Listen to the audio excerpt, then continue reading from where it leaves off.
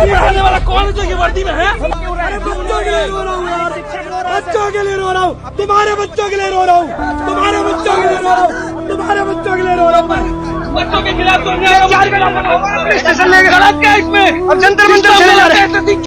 31 जुलाई 2025 दिन था गुरुवार और दिल्ली की सड़कों पे कुछ ऐसा हुआ जो शायद भारत के इतिहास में पहले कभी ऐसा नहीं हुआ था और ना ही होना चाहिए था। एक शर्मनाक हरकत, गुरुओं के साथ, टीचरों के साथ अमानवीय व्यवहार पुलिस के द्वारा। एसएससी सीजीएल के कट ऑफ मार्क्स को लेकर देश के सारे जाने माने शिक्षक, नीतू मैम, अभिजीत सर, बहुत सारे शिक्षक जो UPSC, SSC, CGL, teachers exams की तैयारी कराते हैं, वे सारे लोग दिल्ली की सड़कों पर उतरे थे।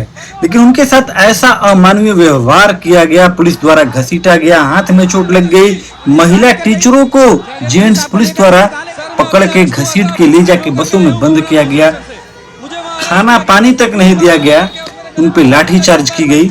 एक तो ये सरकार शुरू से शिक्षा और नौकरी के खिलाफ ही रही है। जब भी कोई आंदोलन होता है उसको कुचला जाता है। किसान आंदोलन करते हैं तो वो आतंकवादी हो जाते हैं, छात्र आंदोलन करते हैं तो वो देशद्रोही हो जाते हैं, वकील आंदोलन करते हैं तो वो भी देशद्रोही हो जाते हैं, डॉक्टर आंदोलन करते हैं तो उनको भी देशद्रोही घोषित कर दिया जाता है। कोई भी अगर सरकार के खिलाफ या भ्रष्टाचार के खिलाफ आंदोलन उठाता है या अपने हक की मांग रखता है तो उस पे लाठीचार्ज होती है, उसको देशद्रोही करार के दिया जाता है, जबरदस्ती आंदोलनों को कुचल दिया जाता है। तो जो पुलिसकर्मी ऐसा व्यवहार कर रहे थे, उनसे मेरा एक ही सवाल है, क्या तुम बिना किसी गुरु के इस पद पर पहुंच गए? क्या तुम्हारे बच्चे एसएससी, सीजीएल, यूपीएससी और भी कॉम्पिटिटिव एग्जामों की तैयारी नहीं करते?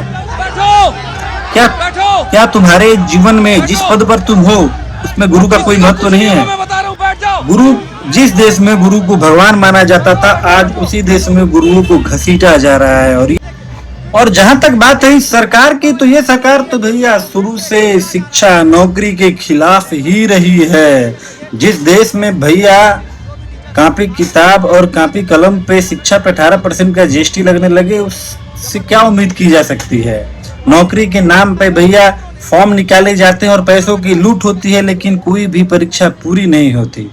अपना एग्जाम्पल मैं दे दूं तो 2022 जुलाई 2022 में UP Uttar Pradesh TGT PGT की परीक्षा, ट्रेंड ग्रेजुएट टीचर और पोस्ट ग्रेजुएट टीचर की वैकेंसी का फॉर्म आया था। लगभग नहीं तो 1000-1200 रुपए लगे थे, याद नहीं है पूरा, लेकिन 1000-1200 रुपए लगे थे फॉर्म भरने के लिए। वो आज तक वो पेपर नहीं हुआ, 3 साल से ज्यादा हो गए। और 3 साल बाद एग्जाम का डेट भी आया तो एग्जाम हुआ नहीं। किन्हीं कारणों से बता के एग्जाम को कैंसिल कर दिया गया।